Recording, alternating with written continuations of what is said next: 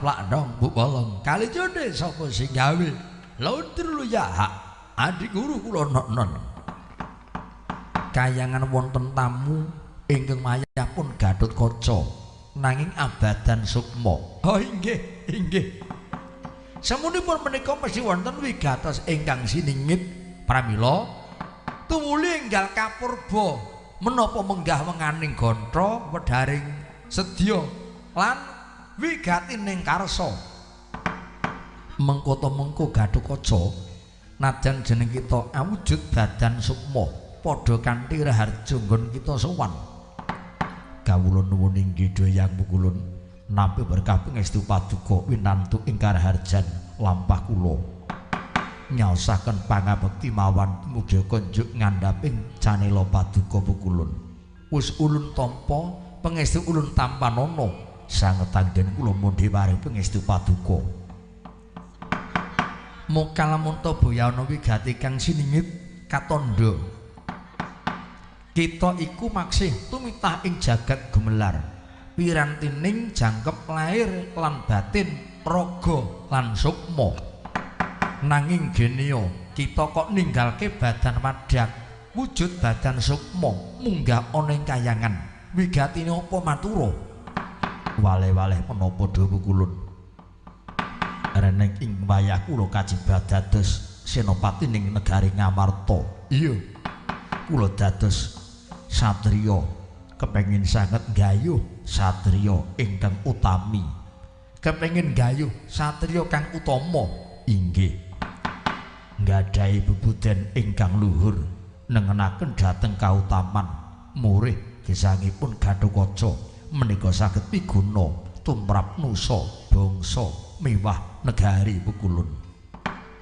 Ong Ajwaladi sangayu palungguhan ulun Gatotkaca yektine jer basuki mawa beya kaleksananing panjangka kudu mawa pangorbanan inggih menapa ingkang kedah kula tindakaken badhe kula candhi Pukulun.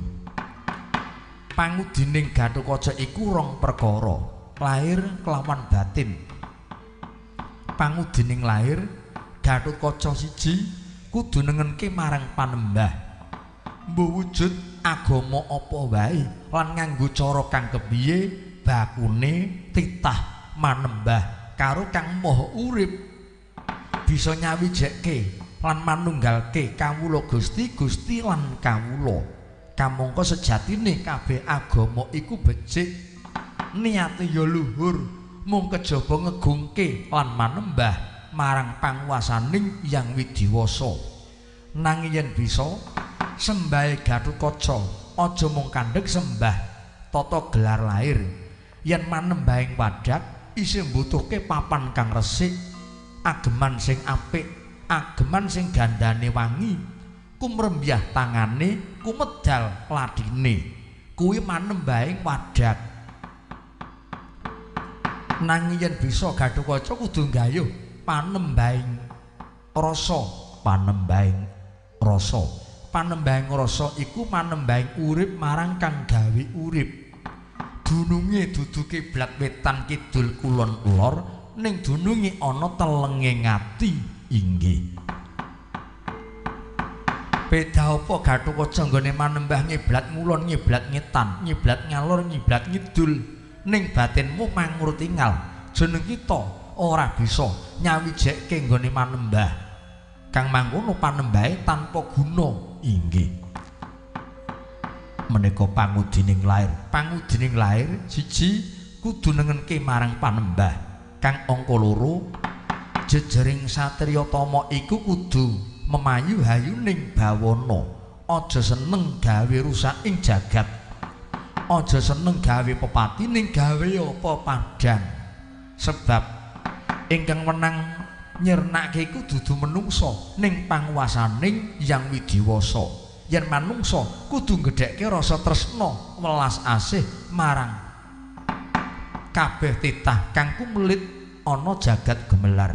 Menungsa kedunungan urip, kewan kedunungan urip, tetuwuhan uga kedunungan urip. Uriping menungsa, uriping kewan iku padha wae. ingkang beda mung blegere mung wadhake yen manungsa kedunungan cipta rasa lan karsa bisa makarti bisa guneman lan bisa mikir kuwi pakartining manungsa yen kewan le makarti kuwi mung golek pangan janji obah kuwi kudu mamah janji menggok kuwi kudu ngemplok kuwi wataking kewan mula yen ana manungsa saben obah kok kudu mamah saben menggok kudu ngemplok blegere manungsa ning jiwane kaya kewan inggih mekaten pukulun kang angka 3 wujude tetuwuhan tetuwuhan iku uga duweni urip nyatane cilik dadi gedhe ingkang sekawit iku drasak banjur dadi subur merga apa kedunungan urip kabeh kedunungan urip mula menungsa kuwi aja nyikara karo tetuwuhan malah kepara nggone bakal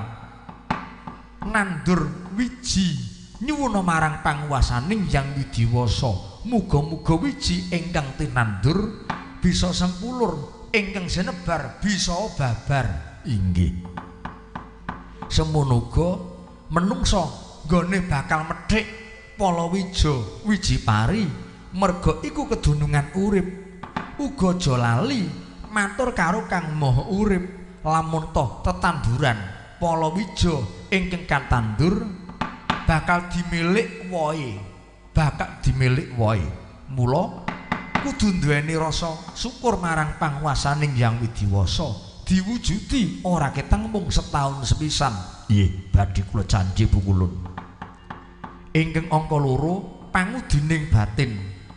pangudining batin kang diarani satriya ingkang utama jiwa kang luhur jiwa kang minulya yen bisa nyuwargake yen bisa mapanke sukma ingkang merkayangan cakraning rat guna kasaning kang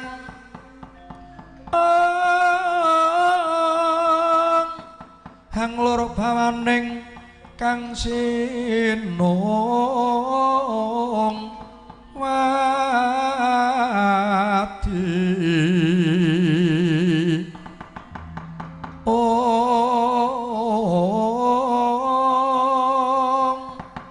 jagat nyokang kinarya momong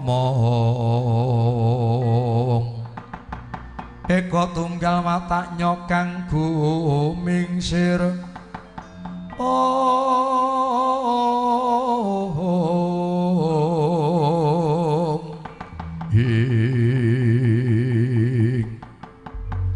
Raden Gatotkaca pasrah jiwa raga nedya nengenaken dhateng kautaman nindakaken piwulang luhur piwulang ingkang utama kapandheng dening pukulun jagat Girinata mijil saking telenging jaja ana wujud cahya ijo maya ana cahya ijo maya hanelai hanyunari semanipun Hyang Gatotkaca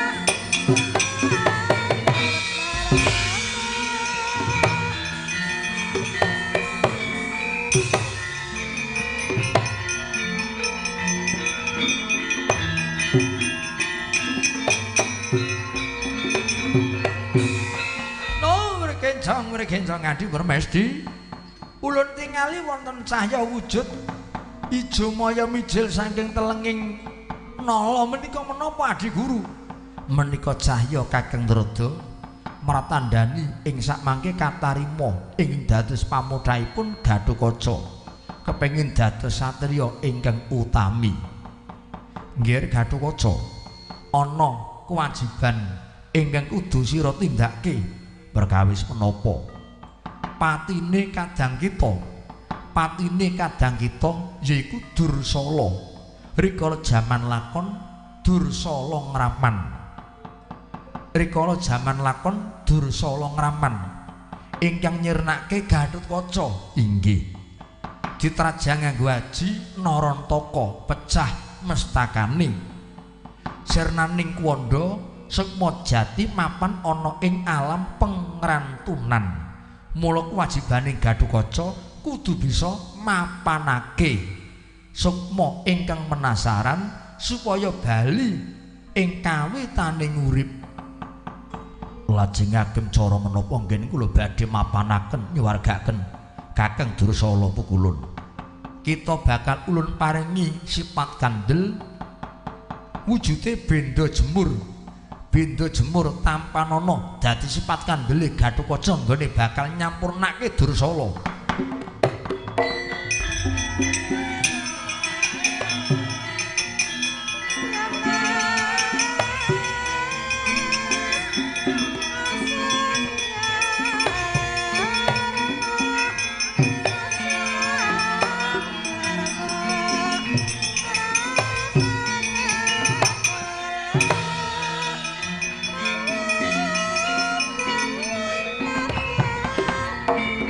Nganglango jagat mapan oning pengrantunan golek ana sukmane kadang kita Dursala nanging weling ulun Gatotkaca kados pundi Pukulun sakwise disampurnake sakwise dipapanke mengko ana ngendi playuning sukma ana ngendi playuning sukma ing kono dadi wadah panitisane Dursala.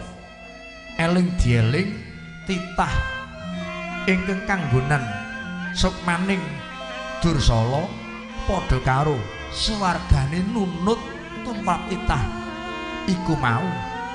Mula kang saka iku jeneng kita kudu prayitna ngati-ati lan waspada. Matur sedaya nyuwun pamit Pukulun.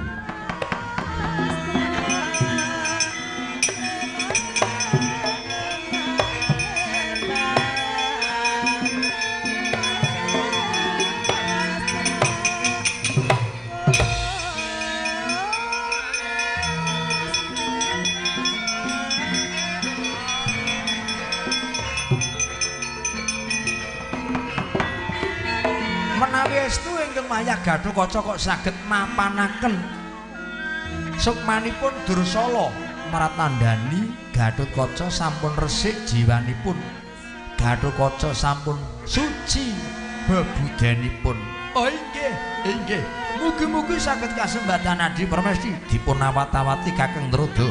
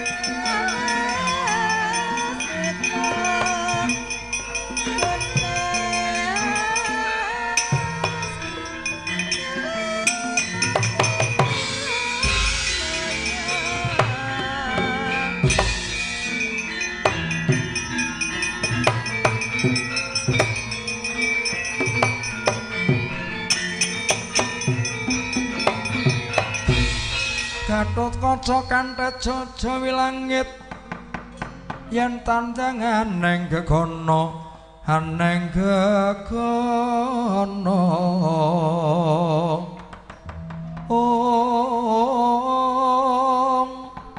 miber mancal pundak melintir jonggo gembung nyokaton pating galundung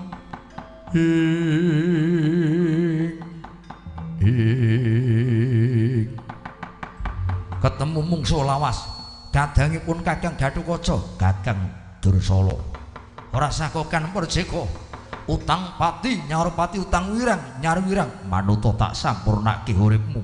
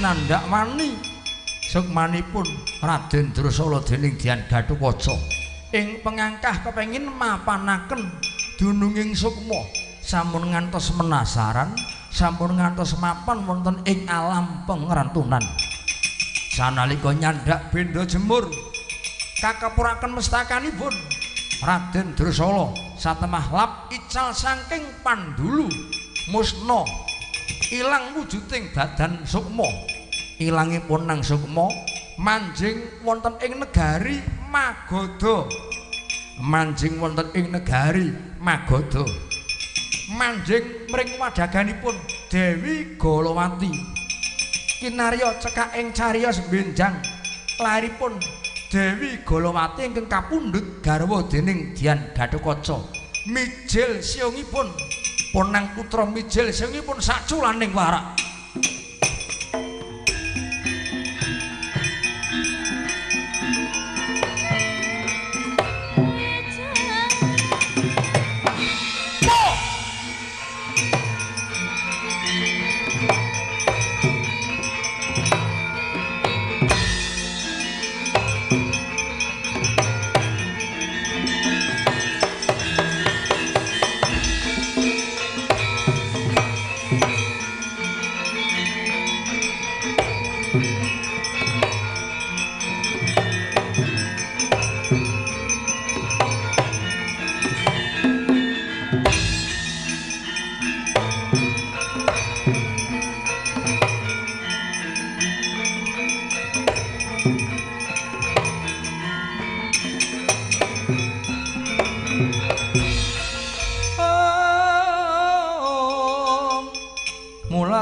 Sang Arjuna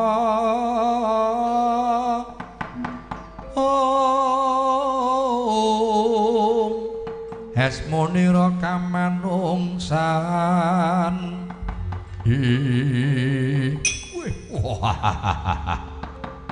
ana satra klemak-klemek midak kapuk ora pending sapa iki kowe takon marang aku satra Madukara aku Harjuna Danang Jaya Permadi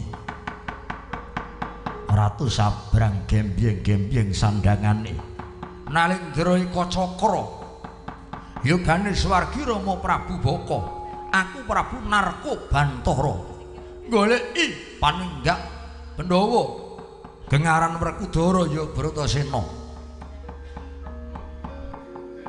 sedane wong tuaku sing mateni Werkudara mula utang pati nyarpati ora sanggep kok koncane Kang Mas Werkudara Sirnakna Janaka piye cila urip nyidam Bantusa mamah kupingmu so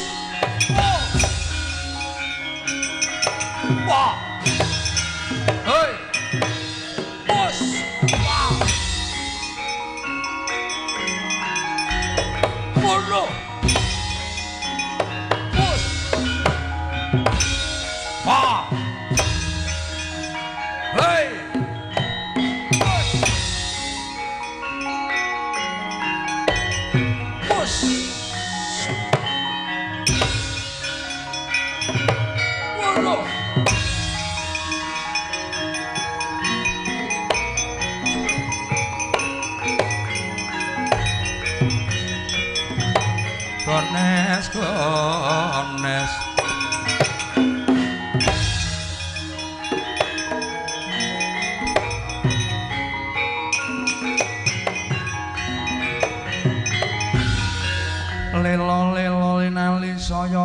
griya Triasmara marang risang kadirate Rate ratu-ratune wong cakra gambang ono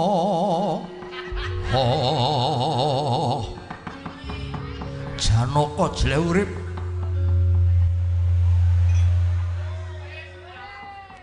Janaka jle urip nyawamu mung ana pucuk nyawana pucuk rambut mung dinteni jelek meneh lakon merganing patimu Surya Kencana ya Surya Kasturi tampanana Janaka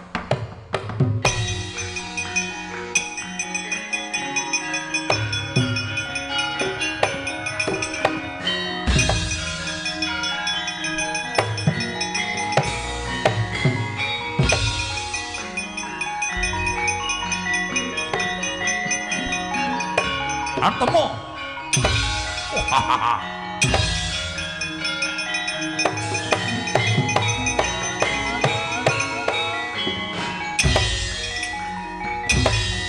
Awas.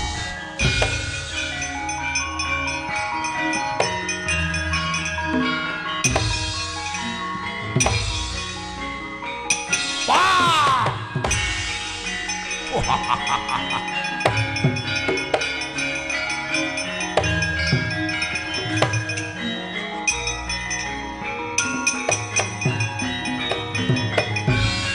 Pandeng nganggo kemandenku wujude Surya Kasturi ya topeng kencana geseng dadi areng di tunggale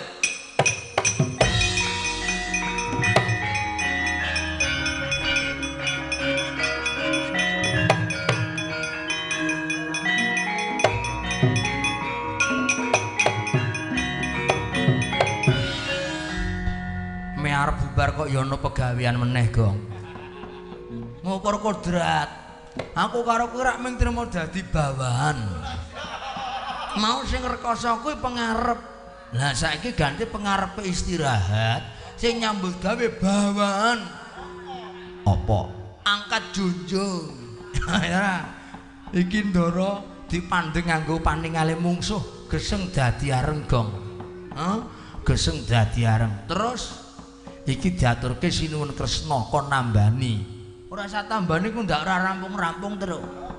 Lah terus iki kuwandane Ndara piye? Apike salahke ning pinggir dalan wae. Terus mengko ditukokke alkohol di banyu keras. Terus